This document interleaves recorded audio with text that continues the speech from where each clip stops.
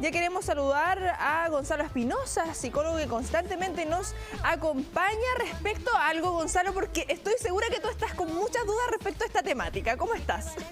Bien, buenos días. ¿Se me escucha bien? Muy bien se escucha. Fantástico. Buenas tardes, buenas tardes. Estamos en vivo y en directo. Me levanté un poquito más tarde de la cuenta. O se me pasó volando la mañana, no sé. Puede ser, es muy probable. Sí, Gonzalo, porque muchas veces, y a raíz de lo ocurrido con Nicolás Cepeda, uno podía ver diversas notas de prensa con perfiles psicológicos. Ocurren situaciones de este tipo, lamentablemente, ligados a asesinatos o ligados a algún tipo de estafa, y vemos en titulares perfil psicológico. Y ahí es donde y yo particularmente es como, ya, pero un perfil psicológico, ¿de qué estamos hablando particularmente? ¿Estamos hablando de lo mismo que la personalidad? ¿Estamos hablando de que hay conductas que nos van a decir precisamente, oye, sí, la persona es así? Viene también de cuando somos más chiquititos, se va construyendo esto a medida que vamos creciendo. Muchas interrogantes respecto a esto. Mira, ¿se me escucha bien? Me dicen aquí por el interno que no... ¿Sí? ¿Se escucha bien? Impecable. Ya, perfecto. Mira, una de las cosas que ocurre es justamente que... yo lo he dicho y con todo el respeto al mundo, pero el problema de ser psicólogo, de ser profesor y de ser entrenador de la selección chilena en este país es que uno tiene 16 millones de colegas, ¿no? Como que todos opinan en virtud de lo que conocen, como cómo deberían educarse los niños, cómo es la salud mental, etcétera, ¿no? Cómo es que debiera haber hecho esto otro, el entrenador.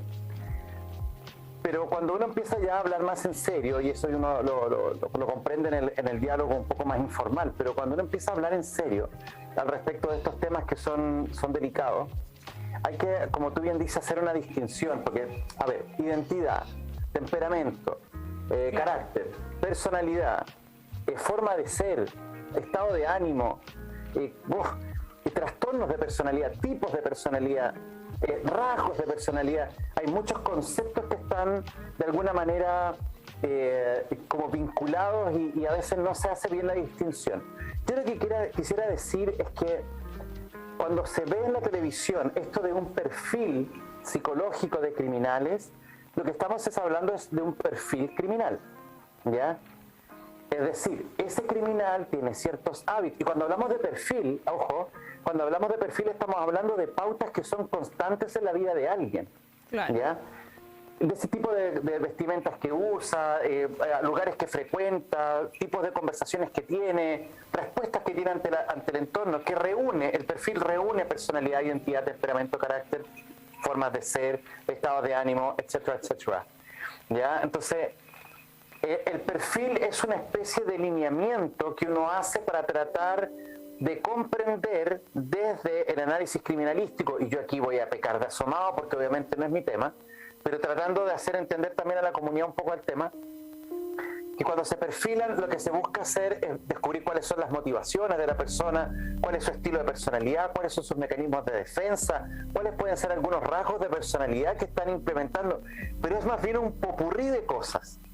No es que exista el perfil psicológico de el violentador o el perfil psicológico como propiamente tal, ¿no? Lo que existen son tipos de personalidad, lo que existen son trastornos de personalidad y se pueden conjugar de distinta manera, agregándole a todo esto el elemento del entorno ambiental, o sea, del entorno o el ambiente, perdón, para conjugarse de pronto en una serie de situaciones que la persona habitualmente, digamos, realiza, y por lo tanto uno podría decir, mira, aquí hay un perfil, aquí yo estoy recortando una cosita, estoy separando lo que es figura de fondo, que eso es como perfilar, ¿no? Claro, disculpa, estos son los Gonzalo. elementos más importantes. Sí, es que muchas veces, o por lo menos ligado al periodismo, también hablamos de perfiles de personas, hacemos una nota televisiva, de prensa escrita, y hablamos, claro, de este perfil donde mostramos hobbies, qué le gusta hacer, cómo se crió. Y cuando le agregamos el perfil psicológico, ahí queda como, chuta, es tan así de fácil. Y por eso era también hablar este tema con un especialista, porque uno lo ve esto así como tan a la ligera como tú señalas, que a veces no se le toma el peso a esto. Y se da en diversas situaciones y a raíz de lo ocurrido en los últimos días quisimos abordar esto mismo. Sí, pero hay un fenómeno que a mí me está echando a preocupar, y es que han aparecido un montón de influencers en las redes sociales, particularmente en TikTok y en estas cosas como más populares, en Instagram, en donde te dicen cómo reconocer al narcisista, cómo reconocer y empiezan como a hablarte de las personas de una en donde utilizan terminología psicológica, científica, pero la utilizan mal, po. La utilizan con la intención de generar la suspicacia, de que tú mires para el lado y tengas esta mirada analítica. Son como versiones más elaboradas y más digitales de lo que antiguamente eran las encuestas de Cosmopolitan. Descubre si tu esposo te engaña o no. Como la típica lógica de querer controlar al otro, de querer inspeccionarlo, que es una cosa que nos achacan a los psicólogos, ¿no? O sea, a nosotros nos dicen constantemente, no me mire tan fijo porque como si uno estuviera algún tipo de bolita mágica. No, y Gonzalo, sí, y claro, llega al carrete el psicólogo, ya no me hablís tanto que me va a sacar todo el rollo. Pero, sí, claro. Y ese temor de uno también de una que es más libro abierto, a lo mismo, que saquen el rollo que quieran sacar, total, uno sabe cómo es. Pero, claro, como de cubrirnos, de taparnos, de avergonzarnos de lo que somos. No, y es curioso porque finalmente es como que tuviéramos el mandato de que yo no puedo ser reconocible. Claro. Entonces cada vez que alguien te dice, pero tú eres no, yo no soy así, no, tú no me conoces nada, tú nada me conoces, no puedes opinar. Y es como una especie de defensa. Y somos todos tan predecibles. Sí. O sea, es que particularmente aquellos que mayor énfasis, o sea, yo he conocido personas que francamente me son ilegibles, no logro entrar en sus dinámicas, pero por un punto de inexpertise mía probablemente. Pero este rollo de andar sacando el perfil de alguien, de mira, si te abre la puerta o si te paga la cuenta o si te presenta como que uno tuviera siempre que andar evaluando al otro en una perspectiva, lo que sí yo podría decir, muy paranoide, ¿no? Aquellas personas que están revisando constantemente este material que te permite identificar a los pasivo-agresivos, identifica al narciso que tienes al lado, la narcisa. Son ellos los que están más bien metidos en una lógica paranoide de tener que estar evaluando y reconociéndolo todo, porque tengo miedo de lo que tengo al frente, porque no lo conozco, porque tengo una sensación de desconfianza, porque me siento frágil, porque no he superado heridas del pasado, pues pueden ser muchas cosas. Pero hay que tener cuidado con esto del perfil. El perfil es algo que uno utiliza para procedimientos muy particulares en el ámbito clínico, en el ámbito criminológico, en el ámbito probablemente incluso educativo, cuando uno hace perfiles acerca de los estilos de aprendizaje, cosa que ya está bastante desestimada por las neurociencias, pero como que al ser humano le gusta mirar y decir, te caché, yo ya sé cómo eres. Y como esa lógica de querer que el otro se vuelva una especie como de informe que yo puedo leer. Pero básicamente eso refleja el miedo que tengo yo de exponerme, porque quiero conocer muy bien quién tú eres para saber yo cómo me muestro. Entonces es como, no sé, es como curioso y refleja mucho más un estado de la persona que lee ese tipo de situaciones, que está constantemente en un interés casi neurótico por querer controlar y reconocer a todos los que le rodean, en vez de tener la madurez y los recursos personales para saber que, pues, lo que aparezca yo sabré en el minuto contenerlo, ¿no? Si esta persona finalmente es una agresora, pues en su minuto le pararé el carro y me manda a cambiar, ¿no? Claro. Pero eso tiene que ver más en una deficiencia de mis propios recursos para enfrentar las situaciones. Por eso buscamos adelantarnos. Y eso es un típico funcionamiento paranoico. Sí, y lo que ocurre también, como tú señalas, muchas veces con influencers o personas que tienen bastantes seguidores, empiezan con esto de, como tú señalabas, si no te paga la cuenta, como aléjate de ahí, amiga, si no te abrió la puerta de la... Y vamos... que hay una situación en que vamos naturalizando cosas que no son naturales. O vamos, y cuando pasan situaciones como control real, de actitud, llevándolo acá lo más quizás de relaciones de pareja, amorosa. Porque claro, evidentemente si alguien te levanta la voz, te levanta la mano, es una actitud que uno tiene que saber tomar la situación ahí y evidentemente salir de ahí. Pero cuando estamos de la cotidianidad, de esto de que vamos haciendo estereotipos también de ciertas relaciones, quizás en el trabajo, quizás en las relaciones universitarias, los colegios, de parejas, donde vamos poniendo ahí como, es que esto tiene que ser así, y yo quiero que sea así, y tengo que hacer todo para que funcione así. Si el otro no... ¿Qué pasa ahí? ¿Cómo también nos vamos afectando a nosotros mismos? Porque una es un problema para el otro, o sea, yo le estoy dando un problema al otro de la inseguridad, esta paranoia que hablas tú, pero el problema está acá, ¿pu? ¿Cómo me hago cargo de eso? O sea, insisto en que hay gente que prefiere alfombrar el reino antes que ponerse zapatos, ¿no? Entonces hay gente que quiere que el mundo funcione como yo quiero que funcione, y si no funciona está mal, pero porque yo dije que eso tenía que funcionar como yo quiero. Anda a saber tú si eso efectivamente es lo que tendría que ocurrir o no. Pero vamos como pequeños dioses construyendo el mundo a nuestra imagen y semejanza, y cuando no se adecua los mandamos al infierno. Entonces, no, yo creo que aquí el ejercicio está también en, si usted quiere hacer un ejercicio de diagnóstico, de reconocimiento, hágalo con usted primero, ¿ya? Porque eso le va a permitir... Sí, o sea, partamos por casa, ¿no? Sí. Tarea empieza por casa.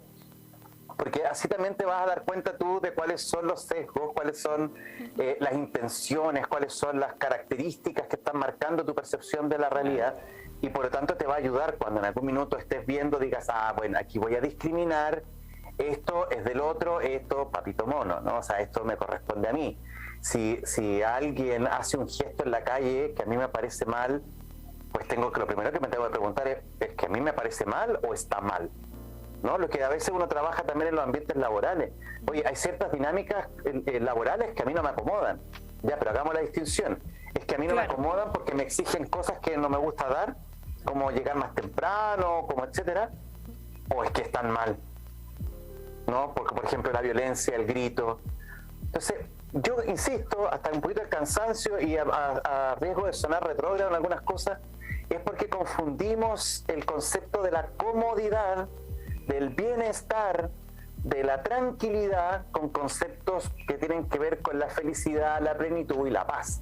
Y son cuestiones que probablemente se podrían conjugar como sinónimos, pero pertenecen a esferas de la experiencia humana muy distintas. Una cosa es estar tranquilo porque al fin, no sé, al fin dejaron de trabajar aquí en la empresa de al lado que tengo, que durante 10 años me ha hecho la vida imposible con el ruido. A bombar la cabeza. Cuando se callan a las 5 de la tarde viene tranquilidad, pero la paz la logro estando el ruido afuera o no. La paz eso tiene que ver con una decisión personal. Entonces, sí. Esto de la construcción de los red flags, amiga, ten cuidado, bueno, porque siempre es para la amiga, pero nunca para el amigo. Amigo, también tenga cuidado, ¿no? Este concepto como de los perfiles tóxicos, como de los perfiles, etcétera, que ya tienen palabras un poco más cotidianas, nos hablan de la necesidad que tenemos constantemente de estar evaluando al otro, de estar pesándolo, midiéndolo, para saber si confío en él o no, porque si yo confío y me abro y el otro no era como yo esperaba, el que sale dañado soy yo. Entonces, bueno, ahí de pronto valga ponerse zapatos, es decir, valga sacar fuerza, entender que el otro no tiene por qué ser como yo quiero que sea. ¿No? Las instituciones en el país no tienen por qué funcionar como yo creo que debieran funcionar, ¿no? Entonces, las familias de los demás, etcétera. Si yo quiero que algo funcione como yo quiero, pues me vinculo, colaboro, ayudo, solidarizo, para que la realidad que yo busco se concrete, pero no puedo esperar que esté allí sencillamente porque la deseo. Eso es un acto neurótico, ¿no? Es un acto de no estar en paz con la realidad que te ha tocado vivir. Gonzalo, disculpa, claro, porque tú señalas dentro de esta comodidad y lo que estamos acostumbrados, y donde señalabas también respecto a las familias, porque me ha pasado ver situaciones que, sobre todo ahora que estuvimos tanto tiempo encerrados en nuestro núcleo, con nuestra familia, con nuestras costumbres, con nuestra cotidianidad, y llegamos a compartir nuestra cotidianidad con otras personas, que se nos sale la comodidad, po. O sea, todos siempre dicen, no, es hay que salir de la zona de confort. De la zona de confort, ¿cierto? De noble o de lo que tú quieras. Pero cuando llega el minuto de hacerlo, no lo hacen. Po. Todos hablan de la inclusión y del respeto, pero cuando les llega el momento de hacerlo, pues no lo hacen, ¿no? Y finalmente lo que estamos haciendo es que no se incluyan, que no respeten, que no consideren. Pero yo no estoy, y como decía Lao Tzu, la persona que escribió el Tao Te Ching, decía que el universo funciona por causa y efecto. Yo no puedo pretender que llegue el efecto si no he generado la causa, ¿no? Entonces, estamos sentaditos esperando que las cosas me lleguen, pero yo no moví un dedo para que eso ocurra. Y entonces, el proceso de acercarnos a otros, de volver a establecer vínculos, de volver a abrir mi intimidad para que otros y otras entren allí, y yo entrar en la intimidad de otros, pues yo suelo decir, la intimidad intimida, ¿no? La intimidad asusta. Y bueno, todas estas cositas, los perfiles, los red flags, las categorizaciones, las clasificaciones, tienen que ver como una herramienta ante la ansiedad que me genera entrar en contacto con un otro desconocido. Y eso parte de la base de la desconfianza que hemos logrado a mucho esfuerzo construir entre nosotros, porque el ser humano naturalmente confía de otros seres humanos. Si no, ustedes miren a los niños pequeños, ¿no? Pero nos ha costado un mundo y un montón de dolores llegar a desconfiar al nivel de desconfianza que tenemos. Por eso hay mucha gente que probablemente no quiere abandonar. Pero una cosa es que tú puedas dudar del otro, porque claro, la duda es un ejercicio intelectual razonable. Otra cosa es que yo desconfíe de él, ¿no? Y es esperable también en ciertas situaciones dudar respecto a cada vivencia, a lo que cómo fuimos criados, a cómo hemos estado en nuestro entorno. Y a las tuyas propias. O sea, yo también puedo dudar si lo que estoy pidiendo está bien o está mal, ¿no? Pero como se ha instalado este concepto de que cada uno tiene su verdad y no cada uno tiene su opinión o experiencia de la verdad, entonces como es mi verdad, es incuestionable. O sea, más criticábamos tanto la infalibilidad del Papa, de que decía, esto lo dice y todo ahora andamos con la mitra en la cabeza, ¿cachai? Como que ¿qué me vienes a cuestionar a mí? Sí, o sea, hello.